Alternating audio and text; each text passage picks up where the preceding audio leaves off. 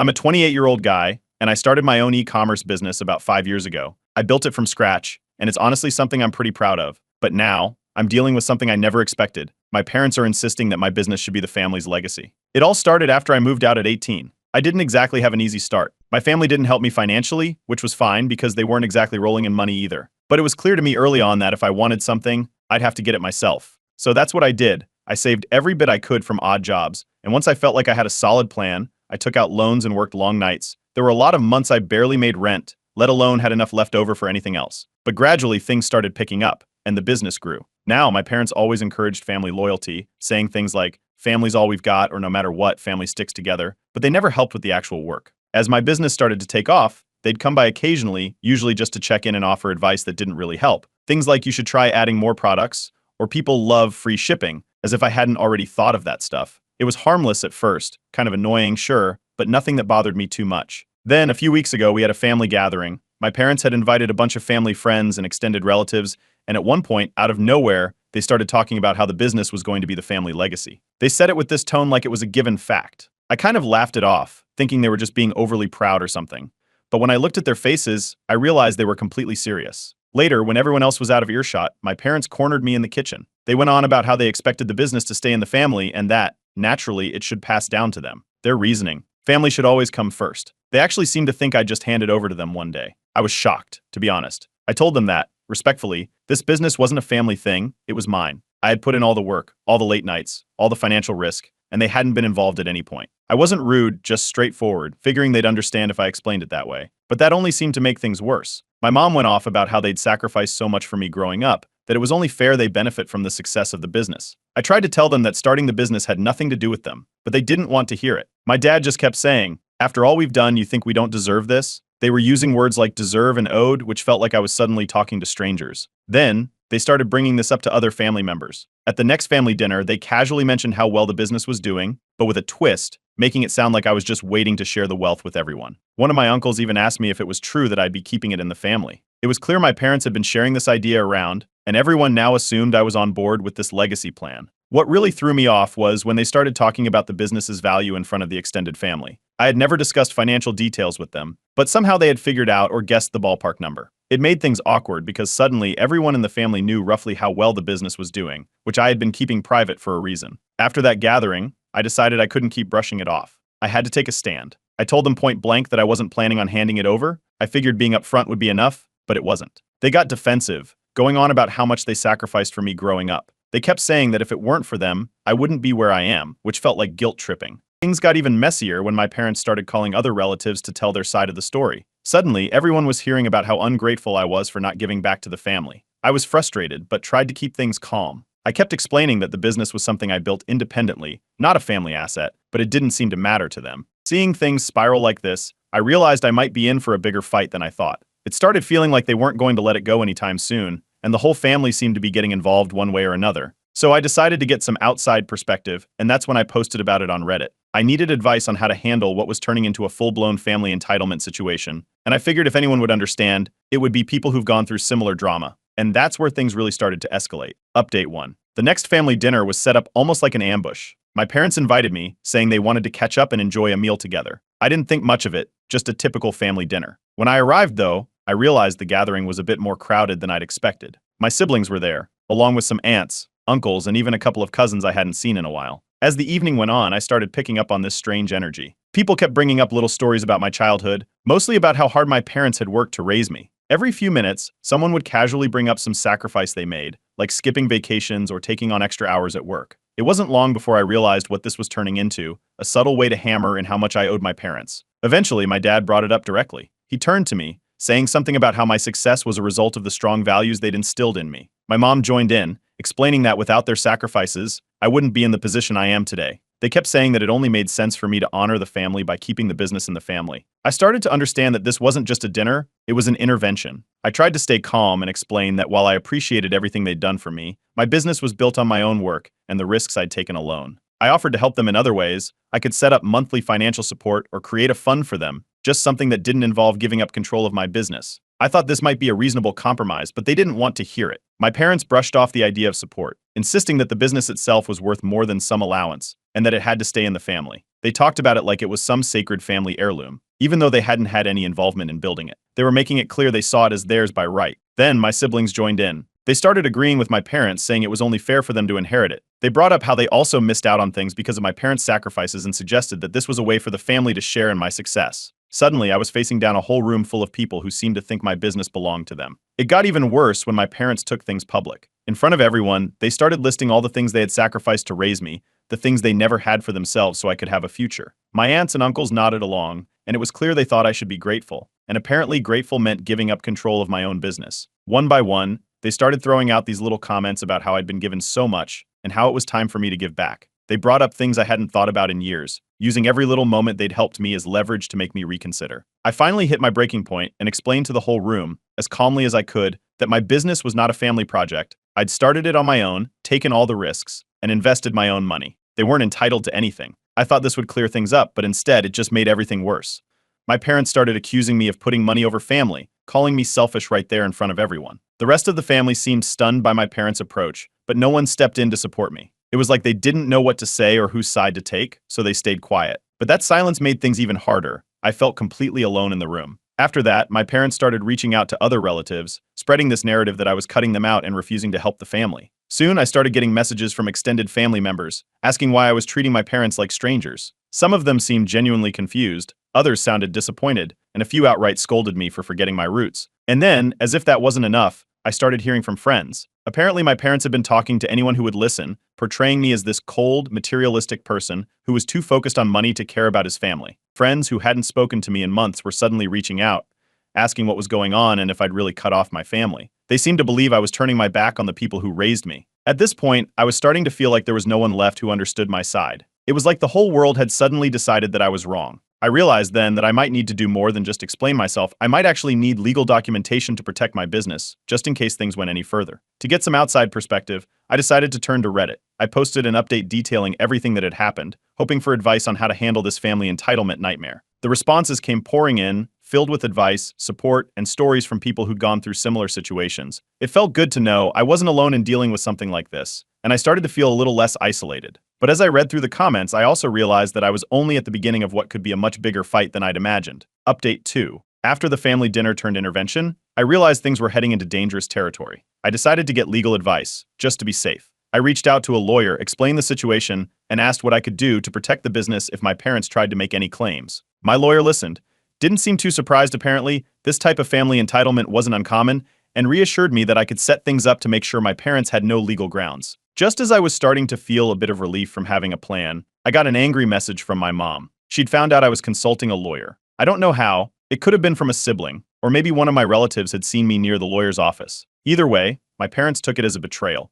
They called it a slap in the face that I would go behind their backs and get the law involved, which, to them, meant I was planning to cut them out officially. Things escalated fast. Not long after the first call, my parents demanded that I legally recognize them as part owners of the business. They sent me a message saying that they deserved to be listed on the business documents with specific ownership rights. It wasn't a request, it was a demand. I couldn't believe they were actually trying to go this far. When I refused, they took it up another level, saying that they would pursue legal action if I didn't comply. They claimed that, as family, they had a right to a portion of the business, especially since, according to them, it was built on their sacrifices. To make it worse, my sibling jumped on their side, saying that they'd always supported me and I owed the family for any success I'd had. That's when the extended family fallout started. Family members began reaching out, some clearly upset, others trying to stay neutral. But with each message, it was obvious that people were picking sides. Some relatives even hinted that I should just give in a little to avoid tearing the family apart, while others avoided bringing it up entirely. At family gatherings, people acted tense, as if everyone was trying to keep the peace, but it was clear where people's loyalties lay. The division was real, and it felt like my parents had effectively split the family in two over this. But then, a surprising shift happened. Friends who had heard about the situation started reaching out to support me. When they heard the full story, they couldn't believe what my parents were doing. Messages came pouring in, offering words of encouragement, and several even said they'd stand by me if things went public or ugly. I hadn't realized how much support I had until that moment. Meanwhile, my parents took to social media. They began posting vague messages about betrayal and forgetting family values, clearly aimed at me. People in their circle started commenting things like, family should come first, or no one forgets where they came from. The guilt tripping was turning into a public spectacle. After a few days of seeing these posts pop up, I decided to block my parents on social media. It wasn't worth getting dragged into a digital argument, especially since they were using these posts to fuel the family drama. But even blocking them wasn't enough to stop the messages from spreading. Family, friends, and relatives began reaching out, quoting my parents' words about family legacy and suggesting that maybe I should reconsider. Finally, I decided to make one last attempt at peace. I set up a meeting with my parents, hoping to offer a solution.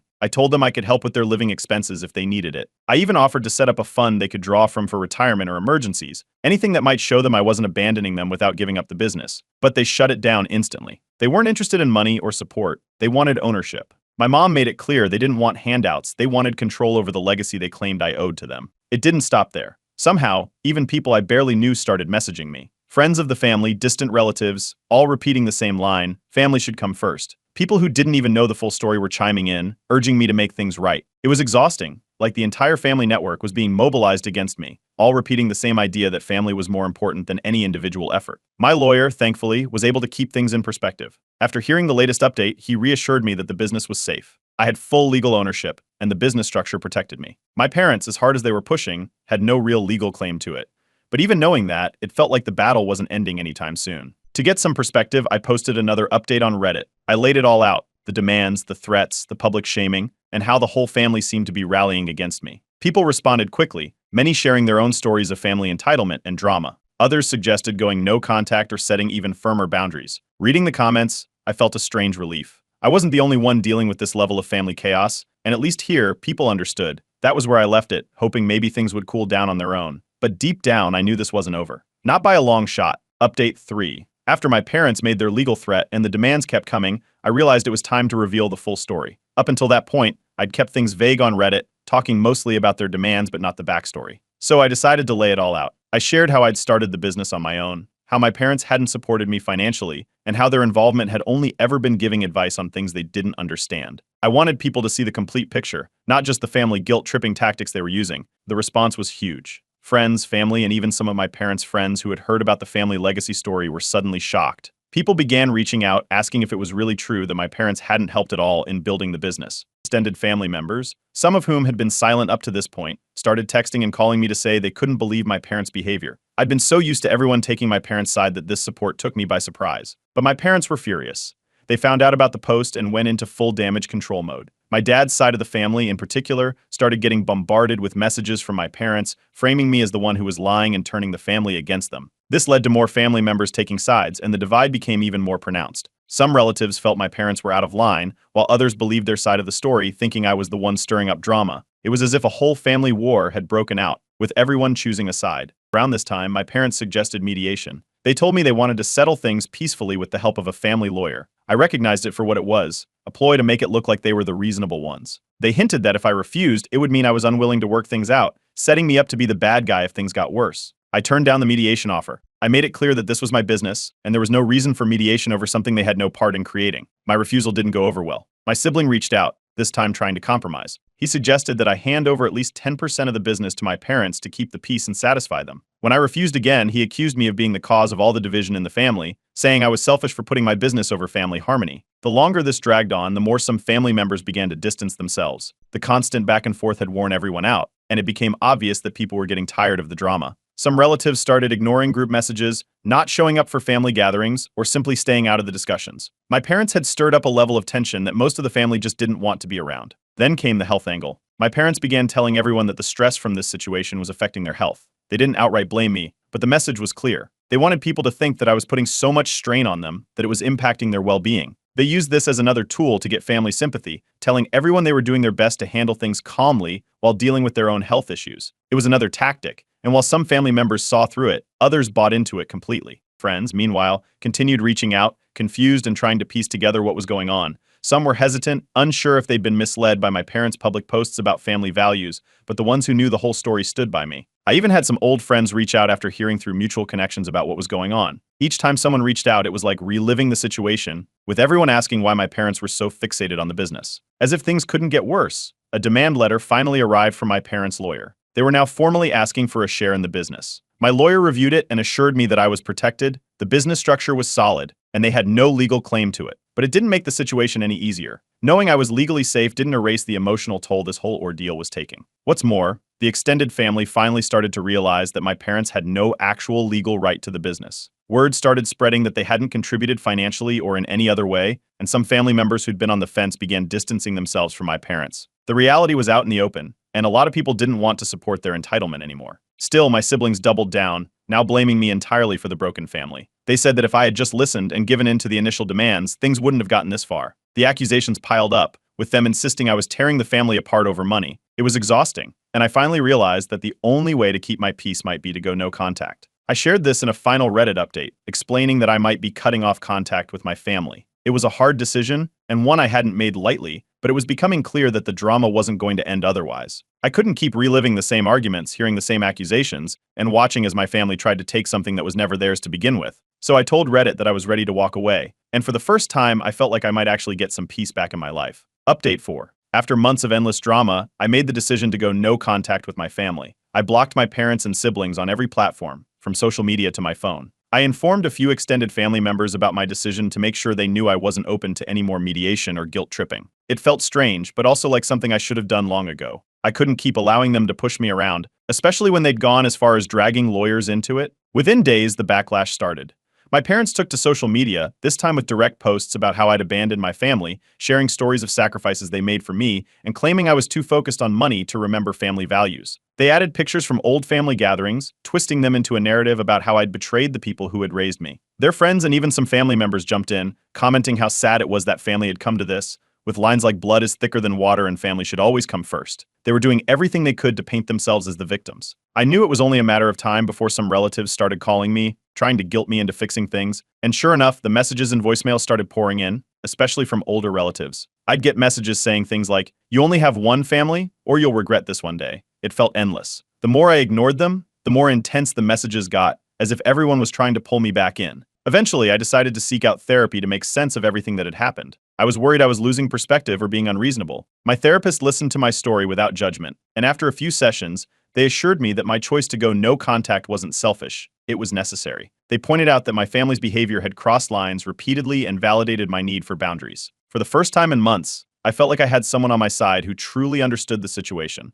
But even therapy couldn't stop my parents. They took things a step further, showing up unannounced at my office one afternoon. I was in the middle of a meeting when I got a message from the front desk saying my parents were there, demanding to speak with me. They were making a scene, insisting that they had a right to see me because this was about family. The receptionist, who knew a bit about the situation, looked worried. I asked her to call security. Security arrived and escorted my parents out of the building. They left, but not without putting up a fight, insisting loudly that they'd done nothing wrong and were only there to reconnect with their son. By the time they were finally gone, I knew I'd done the right thing setting firm boundaries. This was the final straw, and having security escort them out was a boundary I felt had been long overdue. Over the next few days, friends and colleagues who had seen or heard about the incident reached out with overwhelming support. They assured me I'd made the right call, reinforcing that it was time to let go of anyone who only brought negativity. My lawyer got in touch soon after with some good news. My parents' lawyer had dropped the case. They must have finally understood that their attempts to claim part of my business were never going to work. Legally, they had no grounds, and without a lawyer pushing their case, they were left with nothing but empty threats.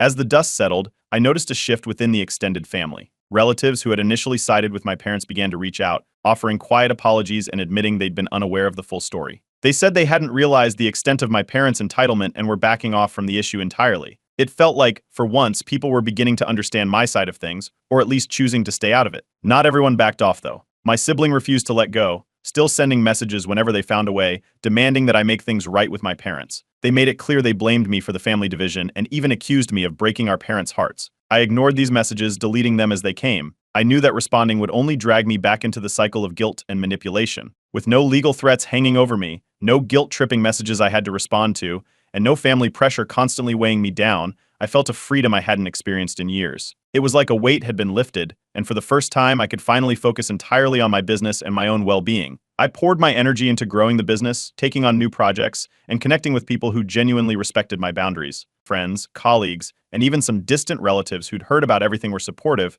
reminding me that sometimes choosing peace meant letting go of people who couldn't respect it. To close this chapter, I shared a final update on Reddit, explaining the resolution. I talked about going no contact, the public social media campaign my parents had started, the visit to my office, and how security had to escort them out. I shared my journey to seeking therapy, the validation I'd received, and the relief I felt after cutting ties with the people who only wanted to take what wasn't theirs. The response from the Reddit community was incredible. People thanked me for sharing, and some even shared their own stories of setting boundaries with entitled family members. It felt good to know I wasn't alone, and that maybe sharing my story could help someone else going through a similar struggle. Now, with everything finally behind me, I'm more resolved than ever to protect my peace and focus on my future. My family may never understand my decision, and that's okay. I'm moving forward, with no regrets. Update 5. A few months passed after going no contact, and I started noticing changes in my life I hadn't expected. Without the constant drama, there was this unexpected sense of peace. Work became easier to focus on, and I had time to make plans for the business that I'd been putting off for years. The silence wasn't always easy, though. Estranging myself from family didn't come without moments of doubt. But every time I questioned my decision, I'd remember the endless cycle of guilt and manipulation and know I'd done the right thing. Therapy had become a major part of my life. My therapist and I dug into years of childhood dynamics, unpacking how my need for approval had pushed me to keep trying with my family long past the point of reason. Realizing how much of my actions had been shaped by a sense of duty and guilt was eye-opening. I started setting healthier boundaries in other areas of my life, too. It felt like I was finally building a life based on my own values, not on what anyone else thought I should be doing. Meanwhile, the business had taken off more than I'd anticipated. Without family distractions, I could invest more in expanding, and things were moving fast. I even hired a small team to help manage operations, freeing up time to focus on long-term growth. With the family drama on hold, I could see the full potential of what I'd built, and it felt incredible. Surprisingly, a few extended family members reached out. Some, who'd initially sided with my parents, apologized. They said they hadn't realized how intense things had gotten, or that my parents were pushing for actual ownership. A couple of them even said they'd support me if my parents tried anything again. I was cautious about opening up too much, but it was refreshing to feel some genuine support from family. The silence from my parents and sibling, however, stayed unbroken until I got a letter. The letter was from my parents, and the tone was completely different from anything they'd written or said before. They claimed they wanted to reconcile and move past everything, expressing regret for any hurtful actions. The letter wasn't dripping with demands, and for once, there were no guilt trips about how much they'd done for me. It was almost apologetic, which was so out of character that I wasn't sure what to make of it. I took the letter to my therapist, who encouraged me to take my time and approach it with caution. Part of me wanted to believe it was genuine, but I couldn't ignore how manipulative they'd been in the past. I decided I wouldn't respond immediately. If they truly wanted to reconcile, they could wait until I was ready. Around that same time, I received a few messages from my sibling. They didn't acknowledge the letter or the attempt at reconciliation. Instead, it was the same old blame game. My sibling accused me of abandoning the family and tearing everyone apart. After reading a couple of those messages, I knew that whatever happened with my parents, my sibling wasn't ready to let go of the resentment. I was slowly coming to terms with the fact that we might never have a functional relationship. After a lot of thought, I decided to set my own terms for reconciliation with my parents. If they wanted to rebuild a relationship, I needed strict boundaries. I wrote them a letter outlining my conditions: no discussions about my business, no guilt tripping, and respect for my independence. I made it clear that if these boundaries weren't respected, I'd go back to no contact. I kept it short, respectful, and to the point, giving them a chance to show me they were serious about reconciliation. To my surprise, they agreed. They wrote back, saying they understood my conditions and accepted them fully. They even offered an apology for the entitlement they'd shown, saying they now recognized how it had affected me. The tone was respectful, almost humbled. I still wasn't sure what to believe, but I agreed to meet, this time, in a neutral setting. We met at a quiet cafe, and the atmosphere was tense at first. We talked about general things, work, life updates, but they kept away from any questions about my business. They expressed pride in what I'd achieved, which was the first time they'd ever done that without an underlying demand attached. My dad admitted they might have gone too far in their expectations, and for once, they didn't follow it up with any kind of but. It felt surreal. Even though the conversation was polite, I knew I couldn't let my guard down. This one meeting wasn't going to undo years of issues, and I didn't trust that things would stay this way. But it was a start. After we parted ways, I felt cautiously optimistic, aware that any future with them would only work if those boundaries stayed in place. My friends were a solid grounding force through all this. They reminded me that I didn't owe anyone anything and that it was okay to move slowly, keeping the boundaries firm. Their support helped keep me from getting too wrapped up in the what-ifs of trying to fix things with my parents. Moving forward, I'm setting clear boundaries for any future relationship with my parents. They won't be getting involved in my business or my personal life beyond what I'm comfortable with.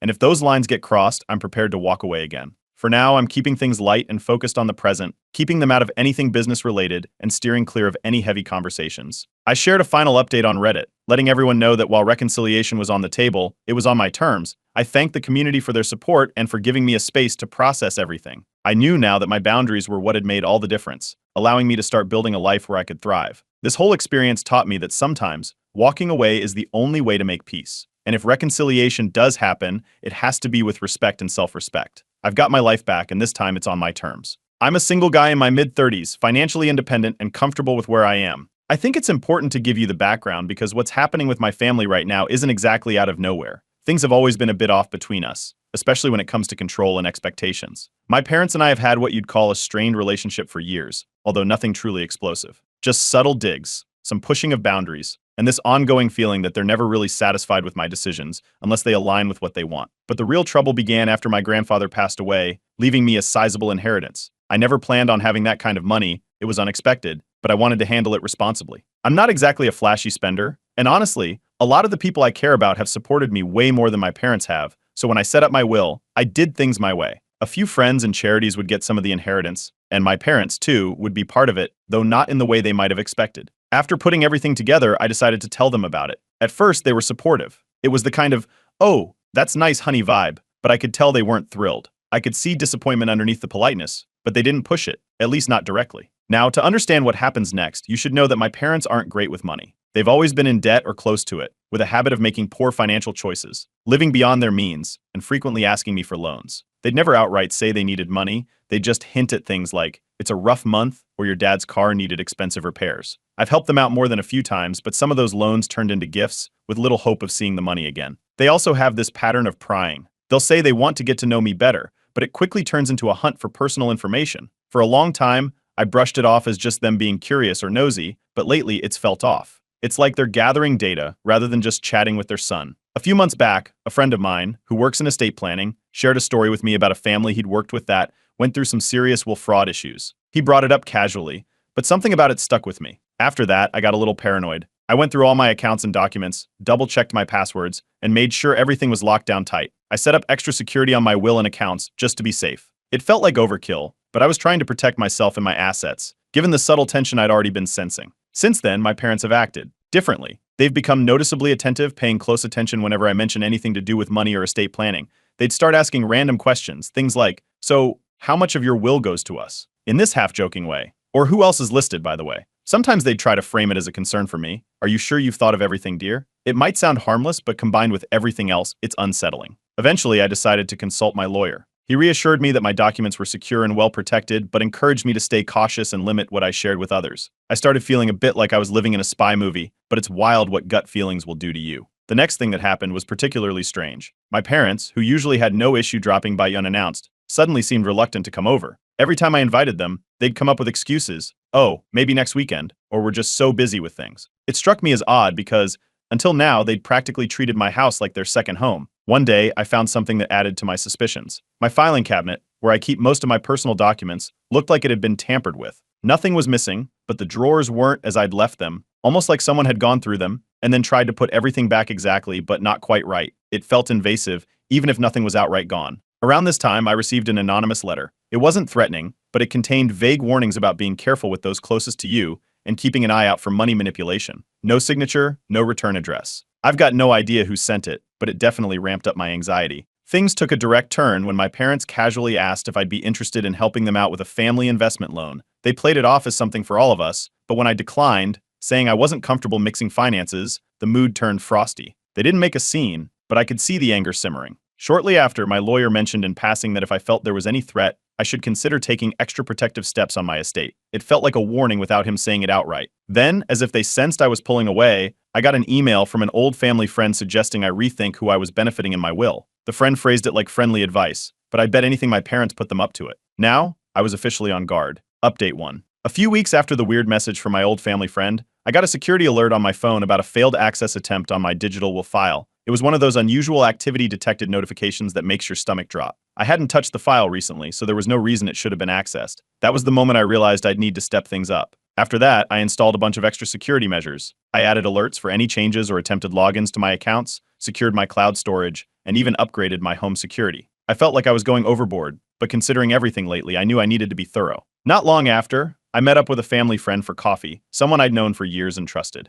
We were talking casually when he leaned in and admitted something that floored me. My parents had recently asked him about ways to legally influence someone's will. He said they phrased it as just a curiosity, but it was clear they had been prying for something specific. I could tell he felt awkward admitting it, but I was grateful he did. The conversation added another layer to my suspicions. After my security updates, I decided to do a full security check on my accounts to ensure nothing had been tampered with. Sure enough, I found evidence that someone had tried to reset my estate planning account password. It wasn't a successful attempt, but knowing there was a recent breach attempt made everything feel more real. I couldn't shake the feeling that someone close was trying to manipulate things behind my back, and the signs kept pointing back to my parents. One evening, my parents showed up at my place unannounced. This was unusual since they'd been avoiding coming over, so I knew something was up. They were overly friendly, trying to bring up small talk and asking how I was handling everything. Eventually, the conversation turned to finances. They started with innocent-sounding questions, but slowly began hinting about financial preparedness and how families should look out for each other. I dodged most of their questions, but they kept circling back to the topic. I could tell they were fishing for information, but I wasn't giving anything away. A few days after that strange visit, I received some mail that stood out. It was from an estate planning company I didn't recognize, mentioning document revisions. The problem was, I hadn't signed up for any new services, nor had I requested revisions. This was the tipping point for me. Something was definitely going on, and it wasn't just paranoia anymore. I decided to reach out to a private investigator. I wanted to know if any unauthorized activity had been attempted around my accounts, especially with everything feeling so off. The PI was thorough, taking down all the details I had and assuring me they'd get to the bottom of it. I didn't know what to expect, but I hoped they'd find something concrete to explain all these coincidences. Meanwhile, things with my parents were starting to heat up. During one family dinner, out of nowhere, they began accusing me of being selfish and ungrateful, claiming that I was excluding them from what they deserved. They went on about the sacrifices they'd made for me over the years, how they'd given everything for me, and how it was only right that I included them in more of my plans. I felt the guilt trip hard. It was like they were building a case against me. A few days later, the PI came back with their findings. It turned out that someone had indeed tried to initiate changes to my will through forged documents. I couldn't believe what I was hearing. Someone was attempting to interfere with my estate plans, and the evidence was pointing straight at my parents. I was stunned, feeling betrayed and angry in ways I hadn't expected. I started thinking about where they could have gotten access to my private documents. There was only one place in my home where I kept everything: the home office. That filing cabinet I'd noticed had been tampered with earlier now made perfect sense. They'd likely snooped around when I wasn't home, trying to gather information or even take things directly. I debated taking legal action against them. Part of me wanted to go all in and file something official, but it was hard to shake the feeling that they were my family, and taking such a step felt drastic. Still, I knew I couldn't ignore this anymore. When I finally confronted my parents about the tampering, they denied everything. They tried to act surprised, even offended, insisting it must be outsiders trying to exploit me. They said they'd never do such a thing, putting on their best innocent faces. But it was all too coincidental. Their reaction only fueled my doubts further. I contacted my lawyer immediately, explaining the situation and asking for advice. He recommended we issue a formal letter warning my parents of severe consequences if they tried to tamper with anything further. It was tough to take such a serious stance, but I knew it was the right move. After sending the letter, the reality of everything hit me. My parents had gone from being subtly controlling to actively trying to interfere with my life in ways I hadn't thought possible. It felt like a line had been crossed, and I couldn't unsee it. I found myself in a place where I no longer felt I could trust them, and that realization stung. Now, with the formal warning issued and my accounts as secure as I could make them, I was left wondering what would come next. The whole situation had me rethinking everything, from my relationship with them to how I'd protect myself in the future. The fallout felt inevitable, and I was bracing myself for whatever came next. Update 2. A few days after issuing the formal warning letter, I decided it was time to confront my parents directly. I'd been trying to avoid a face-to-face meeting, but the sneaking around, the forgery attempts, it was clear that ignoring it wasn't going to make it stop. I sat them down and showed them the evidence from my PI, along with security logs from my accounts. Their reaction was nothing short of shocking. Instead of addressing the forgery attempts or the unauthorized access, they acted offended, calling it paranoia. They insisted I was blowing everything out of proportion, making me sound like the one with the problem. They even laughed off the private investigator's findings, saying I was wasting money on ridiculous investigations. They completely dismissed every shred of evidence I laid out. Over the next few days, the situation only worsened. My parents didn't back down. Instead, they started pushing the narrative that I was losing control and imagining things. They'd call randomly, acting concerned, asking if I was feeling okay, which only made me second-guess myself, even though the facts were clear. After another meeting with my lawyer, he strongly recommended transferring my assets into a trust. He explained it would add an extra layer of protection, making it nearly impossible for anyone to tamper with my estate. I agreed to it, and we began the process that day. The calls didn't stop there. Late one evening, I started getting block number calls. They weren't direct threats, but the messages were unsettling. An anonymous voice kept urging me to reconsider my will's beneficiaries for my own safety. Each time, the message was vague but hinted that changing my will would be the right decision. These calls came multiple times, especially at night, and always from a private number. I kept a record of every one of them and let my lawyer know about it immediately. At that point, I realized I needed to protect myself on a different level. My lawyer and I discussed the possibility of a restraining order, or at least something official that would make my parents think twice about pushing further. We didn't take any immediate action, but knowing that option was on the table gave me a bit of peace of mind. During this time, my close friends became a lifeline. They rallied around me, offering support whenever things felt overwhelming. They didn't question my decisions and helped me focus on staying level-headed. Without them, I'm not sure I could have handled everything as well as I did, but my parents had other plans. They began posting these ambiguous but passive-aggressive messages on social media, alluding to a son who had abandoned his family. They made it seem like I'd betrayed them, turning the whole thing into a public spectacle. It was almost surreal to see my private issues twisted into public accusations, all presented in a way that painted them as victims. After seeing that, I took more action to protect myself financially. I froze every joint account and canceled anything that linked my finances to theirs. They wouldn't be able to dip into my resources or use any of my accounts in their name again. I knew this would anger them, but at this point I was done giving them the benefit of the doubt. Then, as if things weren't already complicated enough, I found out they'd started contacting some of my friends. They were trying to paint me as this ungrateful son who had abandoned his parents after everything they'd done for him. I had friends reaching out, telling me that my parents were saying I'd lost my mind, that I was selfish and didn't appreciate their sacrifices. Some friends, confused by the sudden family drama, called to ask if everything was all right. In response, my lawyer went over all my financial and legal documents again, making sure there were no other vulnerabilities they could exploit. I couldn't take any chances, not with the lengths they'd already gone to. Eventually, they made one final attempt to play on my emotions. They called, and for once there was no anger or accusations. Instead, they sounded defeated, saying things like, "We just want what's best for you and we're sorry if we did anything wrong." They even mentioned regretting the misunderstandings between us. But by now I could see it for what it was, a last-ditch effort to get sympathy and worm their way back in. I kept the conversation short and didn't give them the reaction they were looking for. After that, I increased the security around my home. I installed cameras and reinforced the locks, doing everything I could think of to make sure no one could just waltz in and start snooping through my things. Paranoid or not, I couldn't afford to let my guard down. With mutual friends getting involved, the situation became more complicated. They reached out, expressing concern and asking questions about the family drama they'd heard from my parents. I explained what I could without going into too many personal details, but it was clear that some of them were struggling to believe the extent of what was happening. Finally, after much thought, I made the decision to cut ties with my parents both financially and personally. I knew it was extreme, but I couldn't keep putting myself in these situations. The mistrust and manipulation had gone too far, and I didn't see a way back. I updated my will, excluding them entirely and making sure every possible loophole was closed. To avoid any misunderstandings, I posted a brief, straightforward message on my own social media. I clarified the situation, letting people know that there had been serious issues and that I was stepping away for my own peace of mind. I didn't go into details or accuse anyone outright. I just wanted to set the record straight without adding more fuel to the fire. Since then, things have been quiet. I haven't heard from my parents or received any more anonymous calls. It feels like a temporary calm, but for now I'm holding on to the peace I fought for. Update 3. After the public post I made, I hoped things would settle, but that was far from what happened next. My decision to cut ties with my parents triggered a wave of reactions from the family. Soon, extended family members reached out, some in shock, others in outright disbelief. A few demanded to know why I was abandoning my parents. Others tried to stay neutral but hinted that I was overreacting. It didn't take long for people to start picking sides. A few relatives, however, offered unexpected support. My aunt, who I rarely saw, reached out to tell me she'd seen some of the manipulative tactics from my parents over the years, and that she believed I had every right to protect myself. Another cousin, one who had also distanced herself from the family drama, showed her support too, telling me she'd seen similar issues when her parents tried to meddle in her finances. This kind of support felt like a lifeline during the chaos, but my parents weren't going to let my decision go quietly. They took to social media, posting a series of vague but clearly accusatory messages about being betrayed by family and having a heartless son who's abandoned his own.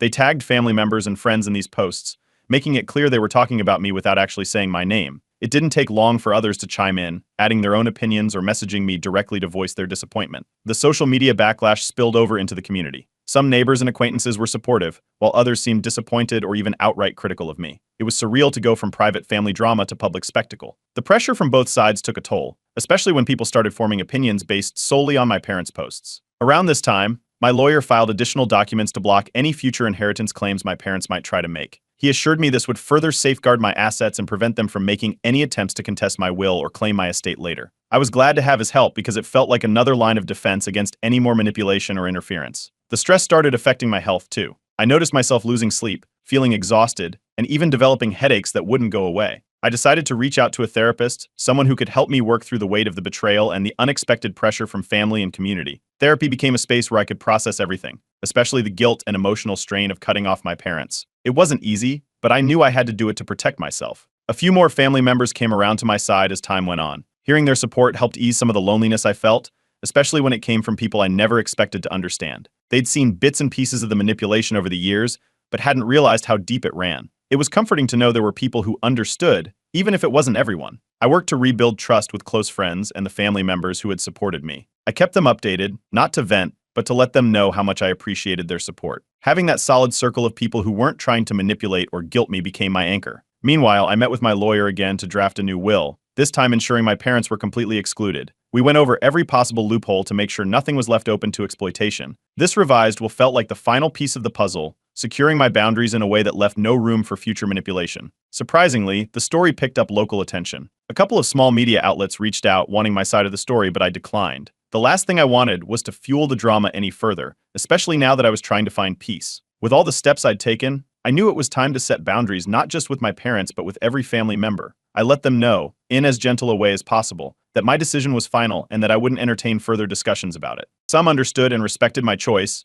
others tried to push back, but I didn't let that sway me. I needed the space to rebuild my life on my terms. I closed every remaining financial account or resource that was linked to my parents. Any trace of shared finances was officially severed, leaving no more openings for them to interfere with my life. In the process of reclaiming my independence, I found myself gravitating toward volunteer work, especially with organizations focused on financial independence. It felt like a way to turn this difficult experience into something positive, helping others avoid the same pitfalls I'd encountered with manipulative family dynamics. Therapy became a place where I could finally reflect on everything, especially the sense of betrayal and the difficult choice to cut ties. The sessions helped me understand that my decision wasn't about punishing my parents but about protecting my well-being. Over time, I learned to accept the choice as necessary. With each day, I found myself trusting my own judgment again. Regaining confidence and making decisions without second-guessing became easier. Therapy helped me work through the doubts and rebuild the belief that I could rely on myself without fearing guilt or manipulation. Now, looking back, I can see the journey with a bit more clarity. Cutting off my parents wasn't something I ever imagined I'd have to do, but it became necessary for my peace and safety. The experience taught me a lot about boundaries and the importance of protecting myself, even when it means making hard choices. Update 4. A few months after cutting ties, I received a letter in the mail. It was from my parents. I hadn't heard from them directly in a while, so seeing their names on the envelope brought back a mix of emotions. The letter was a strange mix. It started with what seemed like an apology, but quickly turned into guilt-tripping. They mentioned how hard things had been for them financially, implying that I'd left them in a difficult position. They wrapped it up with another apology and a plea to talk things through to restore the family. I took this letter to my therapist, not sure what to make of it. My therapist pointed out a pattern. Every time I tried to set boundaries, my parents alternated between guilt-tripping and apologizing, as if they couldn't decide whether to take responsibility or push the blame back on me. Seeing this pattern helped me understand just how manipulative they'd been all along. It was clear that even this letter was just another attempt to pull me back in. I mentioned all this to my lawyer as well. He reassured me that the legal protections we'd put in place around my estate and assets were solid. There was no way they could interfere or make a claim without risking serious legal consequences.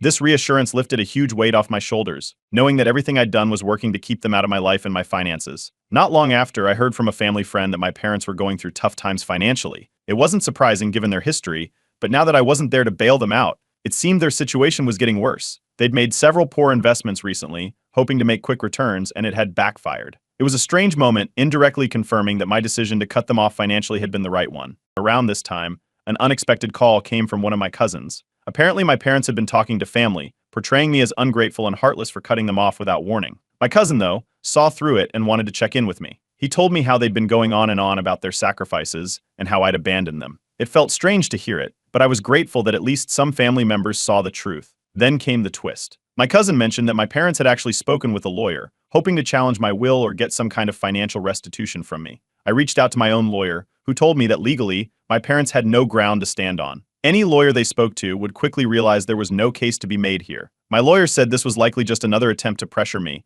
but knowing they couldn't do anything helped me keep my focus. Even with everything settling down legally, the stress of it all had taken a toll. I wasn't sleeping well, and anxiety had started creeping in. I decided to increase my focus on self-care, dedicating more time to relaxation and making sure I had a solid routine. Therapy was a big help here, too. My therapist suggested finding support groups, so I started attending sessions with people who'd been through similar family issues. Hearing their stories made me feel less alone and helped me process everything. Meanwhile, my parents continued to seek sympathy online. They posted cryptic messages about being cut off and abandoned by family. I could have responded, could have clarified the situation publicly, but I chose to stay silent. I didn't want to get dragged back into their drama, and I'd learned that keeping my distance was the best way to protect my peace. Something interesting started happening over time. The more they posted and tried to stir up sympathy, the less it affected me. I noticed that their words didn't hold the same weight anymore. I wasn't as reactive or emotional about their attempts to manipulate the narrative. It felt like a sign that I was growing, moving past the hold they used to have on me. With my finances secure and my life no longer entangled in family expectations, I started exploring things I'd put off for years. I'd always dreamed of taking a solo trip, but had never made it a priority. Now, I finally felt free enough to plan it. I booked a week-long getaway, excited to experience something just for myself. That trip marked a new level of independence, a way to reclaim something I'd lost in all the family drama. A few family members who had sided with my parents initially began reaching out, some even apologizing for not understanding sooner. They'd been caught up in the story my parents were spinning, but seeing my silence and stability made them curious. A few of them expressed regret, and while I didn't let everyone back into my life, I felt a sense of closure with some of them. Inspired by everything I'd gone through, I started volunteering with a charity that taught financial independence. It felt empowering to channel my experience into something positive, helping others avoid the pitfalls of family manipulation. I even met some incredible young adults who were dealing with similar issues, and being able to support them reminded me how far I'd come. Out of nowhere, my estranged sibling reached out. We hadn't spoken in years, mostly because of the family tension, but this time was different. They acknowledged the strength it took to stand my ground and told me they respected my decision. It was a surprising turn, and we agreed to meet up, with both of us determined to rebuild our relationship in a healthier way. As I reflected on the journey, I felt a deep sense of peace. Setting these boundaries, while painful, had allowed me to reclaim my life. I could finally see that walking away from the manipulation was the healthiest decision I'd ever made. I'd gained confidence, independence, and a renewed understanding of what family should mean: support, respect, and trust. Update 5. Months passed quietly until one day, an unexpected letter arrived from my parents. The envelope was thick, the handwriting familiar, but seeing it after so long was jarring. I debated whether to open it, but finally sat down and read. The letter started with blame, how I'd abandoned them, and the pain it caused, but it gradually shifted tone. By the end, they acknowledged mistakes, admitting that they might have gone too far. While it wasn't a perfect apology, there was a hint of self-awareness I hadn't seen from them before. Somehow, it felt like a closing chapter. With the letter behind me, I focused on reconnecting with the people who'd supported me all along. My close friends had been there for me in ways I couldn't have imagined, and over time, they'd become my chosen family. We deepened those bonds, creating our own traditions and spending more time together. I realized that family didn't need to be the people you're born into. It could be the people who truly show up when you need them. Through these new connections, I started hosting financial literacy workshops at a local community center. My story resonated with people who had gone through similar experiences with family manipulation, and sharing practical advice became a way for me to give back. Each session focused on strategies to protect finances and make independent choices, and it was empowering to help others avoid the pitfalls I'd navigated. One day, during a session with my therapist, they encouraged me to let go of any lingering guilt. They reminded me that family isn't an obligation, it's a choice. That one line shifted my entire perspective. With their advice, I stopped feeling the need to justify my decision. The space left by my parents was no longer filled with guilt, it was filled with peace. With a newfound sense of freedom, I decided to invest in real estate, something I'd dreamed of doing but always delayed due to family pressure. I found a property I loved, put down an offer, and finally had a place that was truly my own. This step felt symbolic, like I was finally building a life that reflected my own choices, untouched by others' expectations. News of my parents reached me now and then through mutual connections. Word was that they were downsizing, restructuring finances, and learning to live within their means. Hearing this didn't bring me joy or sadness, just a strange sense of finality. It seemed they were learning to handle their finances without relying on me, which in some ways was the outcome I'd hoped for. While I kept a distance from most extended family, a few reached out, genuinely remorseful for not understanding sooner. I reconnected with those who had shown genuine support or had apologized, building select but meaningful relationships. It felt good to have family ties on my own terms, rooted in respect and understanding. As the workshops continued, the community center invited me to help organize a charity event. It was a hit, bringing in people from all over, many of whom shared stories of family manipulation. My own journey had turned into something positive, helping others find their way through similar struggles. Knowing my experience had value beyond my own healing gave it a purpose I hadn't expected. One day, an old friend from college reached out wanting to catch up. We met for coffee, and they commented on how different I seemed, stronger, more resilient. This friend had known me through some of the earlier family drama, and hearing their support reminded me of how far I'd come. It was another sign that the family I'd built was far more solid than the one I'd left behind. With more emotional energy and stability, I found myself drawn back to hobbies I'd abandoned, like painting and travel. I'd forgotten how much joy they brought me, and picking them back up felt like reclaiming parts of myself. I even took another solo trip, this time to a place I'd wanted to visit for years, fully enjoying the freedom I'd fought for. Not long after I started dating someone new, they understood the importance of independence and boundaries, bringing a refreshing balance to our relationship. It was the first time I felt I could build a healthy partnership without the weight of family expectations hanging over me. The relationship felt like another layer of the new life I was building, one that was based on trust, respect, and shared values. During a meeting with my support group, someone suggested I write a book about my experiences. I hadn't considered it before, but the idea stuck. I'd navigated a complicated journey, and if my story could help others break free from toxic family dynamics, it might be worth exploring. I started outlining ideas, and soon it became clear that sharing my experience could be the next step in helping others. As I updated my will one final time, I made sure it reflected everything I valued. My estate would support causes aligned with my beliefs and charities focused on financial independence and personal empowerment. Ensuring my legacy went to meaningful causes felt like a fitting way to close this chapter. With each step, I found myself embracing new beginnings. My life was no longer clouded by family manipulation or guilt, but filled with love, purpose, and integrity. Moving forward, I felt a renewed sense of peace. My chosen family, my own achievements, and the values I'd worked to build had become the foundation of a life I could finally call my own.